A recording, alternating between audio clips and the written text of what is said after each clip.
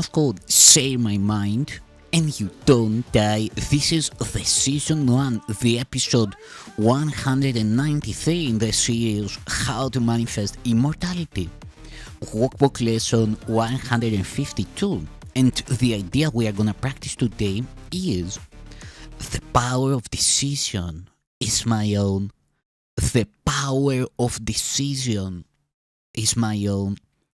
No one can suffer loss unless it be his own decision. No one suffers pain except his choice elects this fate for him. No one can grieve, nor fear, nor think him sick unless these are the outcomes that he wants. And no one dies without his own consent. Nothing occurs but represents your wish, and nothing is omitted that you choose. Here is your world, complete in all details. Here is its whole reality for you, and it is only here salvation is. You may believe that this position is extreme and too inclusive to be true.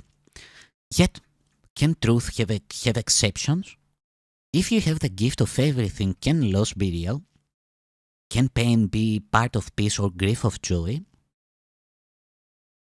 Can fear and sickness enter a mind where love and perfect holiness abide? Truth must be all-inclusive, if it be the truth at all. Accept no opposites and no exceptions, for to do so is to contradict the truth entirely. Salvation is the recognition that the truth is true and nothing else is true. This you have heard before, but may not yet accept both parts of it. Without the first, the second has no meaning, but without the second is the first no longer true. Truth cannot have an opposite. This cannot be too often said and thought about, for if what is not true is true as well as what is true, then part of truth is false, and truth has lost its meaning. Nothing but the truth is true, and what is false is false. This is the simplest of distinctions, yet the most obscure. But not because it is a difficult distinction, it is a difficult distinction to perceive. It is concealed behind a vast array of choices that do not appear to be entirely your own. And thus the truth appears to have some aspects that belie consistency, but do not seem to be but contradictions introduced by you. As God created you, you must remain unchangeable, with transitory states by definition false. And that includes all shifts in feeling, alteration in conditions of the body and the mind, in all awareness and in all response. This is the all-inclusiveness which sets the truth apart from falsehood, and the false kept separate from the truth as what it is. Is it not strange that you believe to think you made the world you see is arrogance? God made it not. Of this you can be sure. What can he know of the ephemeral, the sinful and the guilty, the afraid, the suffering and lonely, and the mind that lives within a body that must die? You but accuse him of insanity to think he made a world where such things seem to have reality. He is not mad, yet only madness makes a world like this. To think that God made chaos, contradicts his will, invented opposites to truth, and suffers death to triumph over life, all this is arrogance. Humility would see at once these things are not of him. And can you see what God created not? To think you can is merely to believe you can perceive what God wills not to be. What God willed not to be. And what could be more arrogant than this? Let us today be truly humble and accept what we have made as what it is. The power of decision is our own. Decide but to accept our rightful place as co-creator of the universe, and all you think you made will disappear. What rises to awareness then will be all that there ever was, eternally, as it is now. And it will take the place of self-deceptions made but to usurp the altar to the Father and the Son. Today we practice true humility, abandoning the false pretense by which the ego seeks to prove it arrogant.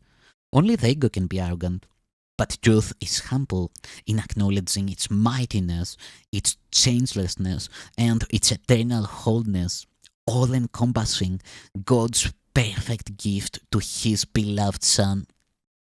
We lay aside the arrogance which says that we are sinners, guilty and afraid, ashamed of what we are, and lift our hearts in true humility instead to Him who has created us immaculate, like to Himself in power and in love.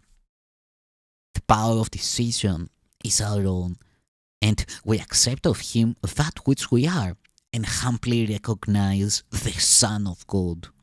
To recognize God's Son implies as well that all self-concepts have been laid aside and recognized as false. Their arrogance has been perceived, and in humility, the radiance of God's Son, His gentleness, His perfect sinlessness, His Father's love, His right to heaven and release from hell are joyously accepted as our own. Now, do we join in glad acknowledgement that lies are false and only truth is true? We think of truth alone as we arise and spend 5 minutes practicing its ways, encouraging our frightened minds with this. The power of decision is my own. This day, I will accept myself as God my Father's will created me to be.